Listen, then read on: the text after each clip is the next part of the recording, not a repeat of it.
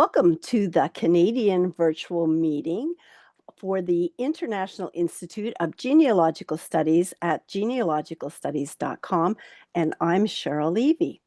And this is just a reminder, if you're a new student, the orientation course that's in your briefcase, that's where you're going to see notices, updates.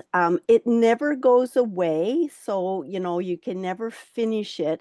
It's going to be there ongoing, so don't worry that you have a course open and it's not finished. It's going to stay there all the time. And we put announcements in there. We put in updates to the website, all of those things. One of the main things for new students is be sure to go into your profile and change your time zone to your time zone. Then everything on the calendar will show up in your time zone and you won't miss anything. Okay, so this is the Canadian virtual meeting, and I thought what I would do today is just go over the Canadian courses. And the basis of all of our all of our institute programs is the methodology program. And in that, there's 3 levels: basic, intermediate, and advanced. And in the basic level is methodology 1 and 2, the electronics, resources using the internet, skills, transcribing, abstracting, and extracting. That is a very important course. That is one that you're going to be using all the way through. Because what do we do as genealogists? We look at old records. And so we need to know how to read them. We need to know how to read that handwriting. What does that mean? How do I record that? And in that course, it's going to show you transcriptions, which is a word-for-word copy of a document, and abstracting. And we teach you a way to abstract out, that's taking out the details from your documents and putting them in a nice little list so that you can use that to go look and research other records. And so that is a very important course, and that's why it's in the basic level. Then at the end of that level, there's Analysis and Skills Mentoring Part 1. And the reason that we have these courses at the end of each level is that they are an overview of the courses that you just took. And so you have to make sure that you take those 4 compulsory courses before you do your analysis and skills courses. And then it's not a big final exam, so don't get, freaked out about that. What it is it's an overview, and then it gives us a chance to check and see that you are getting the concepts that we're teaching. And we give you feedback on your answers, and we give you tips, and we help you to refine those skills, especially if there's an area that you're having trouble with. So it's a chance to go over what you just did. There'll be 2 appointments in each of those classes where you meet with me or Lori, and we will go over it with you. And so you get a one-on-one appointment twice in each one of those classes. In the intermediate level, it's the methodology 3, 4, and 5, and the Latin for genealogists. Now, don't get scared. You're not having to learn how to speak Latin or write it. You're just going to learn how Latin was used in records that you as a genealogist may come across, and how to recognize those words. So you're going to learn certain words. You're going to learn the forms of words, like in a church record. You're going to learn what the Latin for baptism is. You're going to learn the Latin for different terms that are in like a Catholic parish register record. And so you need to know how to read that. So we've added a Latin course, and that is the newest course, and it is compulsory. It's also a prerequisite for the paleography course, which is in the advanced level. So in the advanced level, it's methodology 6, paleography, which is not just reading and writing. I thought paleography, I'm going to learn how to write this old script. That's only in the first module. And it's learning to read, yes, but also to understand the historical documents. It's to see, what do those terms mean? What was the money used, the currency used? There's how to calculate British pounds, shilling, and pence, because a lot of inventories of wills has that using the British currency. And so you need to know how to calculate that. You need to understand significant days. You need to understand how calendars work. So there's a lot of things in the paleography course that is going to help you in every other area of your research, because it's understanding those old documents, not just reading them, but understanding what it's about. Then there's a copyright course, because yes, we have to be careful for copyright. And then there's a genetics and medical family history course, because some people are not doing it just to find out the history of their family. They're looking for medical reasons and looking to do that. And that is connected also in our DNA certificate. And then we have the final AS3. And that's the methodology. So the methodology program is the foundation of all of our certificates. And that really is the basics. And then the other courses intertwine with those. Okay, so, and there's the methodology compulsory courses. Okay, but we are here today to talk about the Canadian certificate in particular. So in the basic level, you're going to do your methodology courses, but then you're also going to do the Canadian compulsory courses, and there's 16 of them. And so in the basics, it's census records. Where do you start? Census records. That's the first place to start, to see where your family was, who is in the family, and get information for that, so that you have clues to go find other records. And what other records are you looking for? You're looking for vital statistics. Born, married, died. Very simple. Those are the three BMD. Those are the three things that we are looking for, but it could be different in each one of the provinces of Canada, how they were recorded. Are they available? Where are they available? So that'll be covered in the vital statistics records course. Then there's the wills and estates, because that gives you a lot of information in a will or estate for descendants, for relatives, how the estate was distributed, was there land? And that's why land is the next one.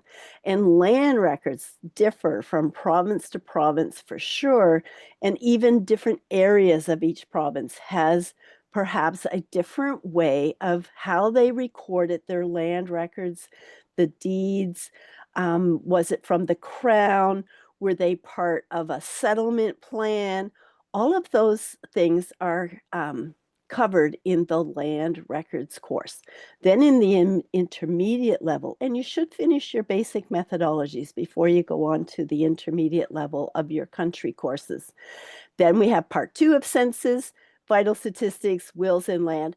But we also have one on religious records, and different denominations of churches have different ways of recording in different time periods. And where are those records? Are they on Family Search? Are they at the archives? Are they in a denominational archives? Where are those? It will talk about the different religious records that you may be able to find and where to look for them. Then you finish AS2 and the second part of the methodology, and then you're going to go into the advanced level of the Canadian courses. And in that one, you're going to do geography and maps, which I thought was going to be easy, but actually it was very interesting. The assignments in there will take you through different kinds of maps. Who knew there were that many different kinds of maps? And, there's railroad maps, there's maps that show you the land. And maybe that's why, if you just look at a map with just places on it, you don't know that there's a big ridge between two places and that they had to go around that. And that's why they didn't go there very often. Or they went across the river. And maybe I'm from Nova Scotia. Some of my ancestors took the boat to the nearest place, and it wasn't the nearest place by road. And so, when you see it on a map, then you can see why they went to certain areas. Then there's one on archival centers. There's a lot of different kinds of archives, not just the provincial ones. There's university ones, there's city archives. There's a lot of different kinds of archives. There's archives that are very specialized. And how do you find those? And they have special collections that may help you in your research. Then there's immigration records. Immigration, and the way to remember this is how I remember immigration and emigration. Immigration starts with an I, that's where you're coming into the country. Emigration starts with an E, that's where you exit from the country. And so the records show whether it's in or out. And so just remember, immigration is in, emigration, starting with an E, is exiting the country. Okay, so you could be looking at emigration, exiting Scotland, to immigration, coming into Canada. So in Scotland, you're looking for emigration records, but in Canada, you're looking for immigration records. So that's how I remember those two. Okay, but we're going to look at what's available for records for Canada, and a lot of those are on Library and Archives Canada, but there are other places that have passenger lists that have survived, and so you want to be able to know how to find them. Newspapers. Newspapers have a lot of information, and there's more and more newspapers being digitized and coming online all the time. And so, what do you do for newspaper research? What are you looking for? What's available? What is a run of newspapers? What's a daily newspaper? What are the terms used in newspapers? And all of those things are in the newspapers course. Then there's military records. Most countries had a military.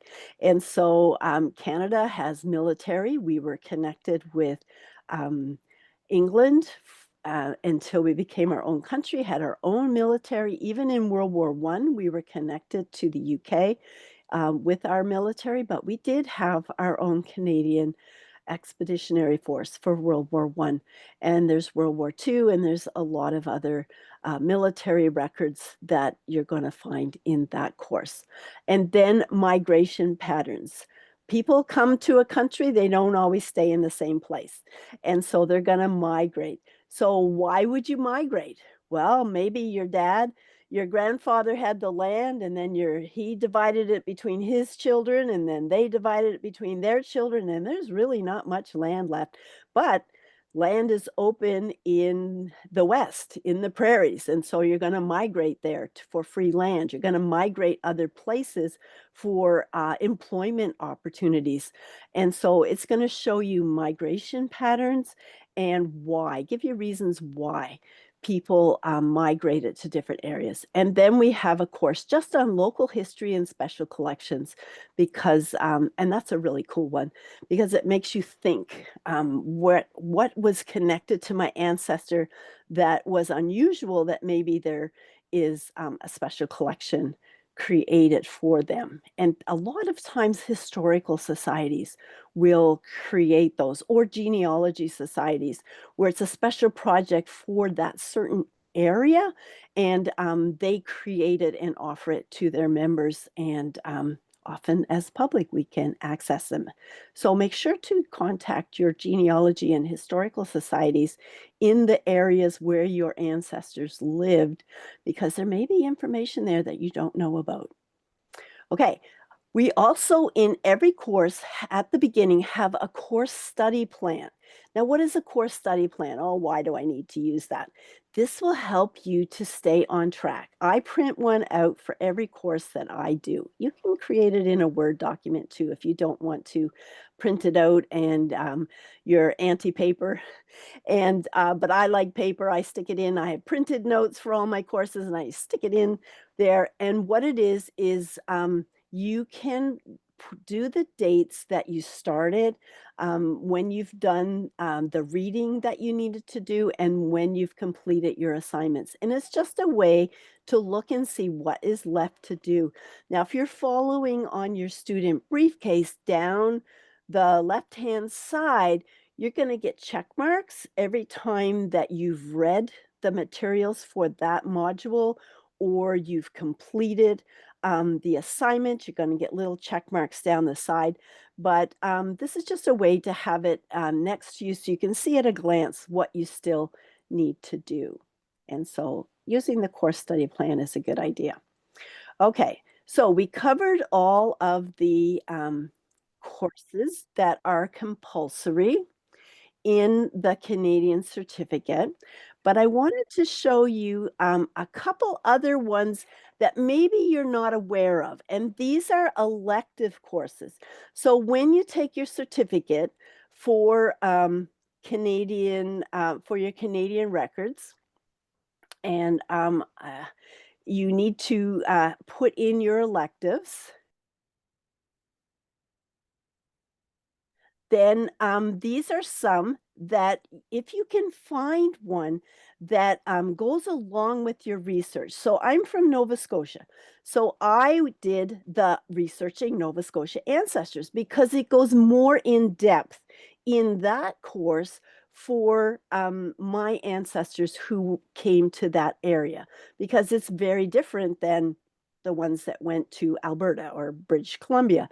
And so by having a course for the different provinces, it allows you to drill down into very specific collections, archives, places to look, the specific history of who came to those places, and they're very good. So using these as your electives, and I think the Canadian records course has 9 electives, and you get to choose those. And so the Acadian one is being updated, so I don't think it's available right now.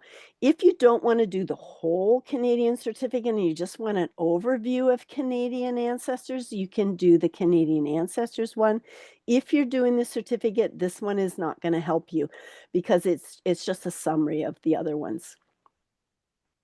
Okay, so those are those, and then here's the rest of the provinces.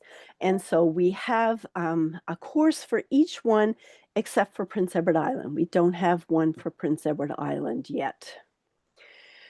Okay, and then a couple other elective courses that may be of interest to you. Did you know that yesterday was British Home Child Day in Canada? And what is that? I didn't know until I moved to Ontario. And that was the British home children were sent to Canada, to South Africa, and to Australia. It was an immigration scheme to help to place orphans or underprivileged children in homes in other countries. And so these could be orphans, or they could be children that their parents just couldn't care for them anymore. And I do have one in my daughter-in-law's family, and the parents just couldn't afford to keep all the children. And so they were put to the government to take care, and they went into this program, and 2 of them came to Canada. And so there were, it started in 1869, I believe, and in Canada it went until 1925, maybe. I think it went a little bit longer in Australia, but there were I think the estimate is around 100,000 children who were placed. And these children were trained as domestics or as mostly farm laborers and were sent to live with families in the colonies. If you know the story of Anne of Green Gables, she was a British home child. And if you remember, he was looking for someone to help on the farm, and he got a girl instead, and that she felt very different because she was away from her family and away from the country that she was from. But this course covers child migration from Britain, and British Home Child Day was yesterday, which is the day that we honor the many children that came here to Canada. Okay, there's also the United Empire Loyalist Ancestors course, and that one is during the American Revolution. There were the patriots and there were the loyalists who were loyal to the crown, to the British. And when the British lost the war, then they were given land in Canada and other colonies that Britain had as a compensation for the loss, for their service, and for the loss of their property in the United States. And so that is a course that is specifically Canadian, the United Empire Loyalists who came to Canada. There's also the colonial New England ancestors. Why would I include that for Canada? I myself have. I know why already. You do? That's good. Because they came over to the Americas and they settled in the colonies, and then some of them, if they were loyalists, like you said before, they went up to Canada. They became part of Canada. Yes, a lot of the loyalists were New England ancestry. But there's another reason. And I'm doing a presentation and I'm going to do it in 2 months on the on the New England planters. And so these were people from New England who left the colonies to come to settle in Nova Scotia and New Brunswick before the American Revolution. They came in the 1760s, 15 years before the Revolution broke out.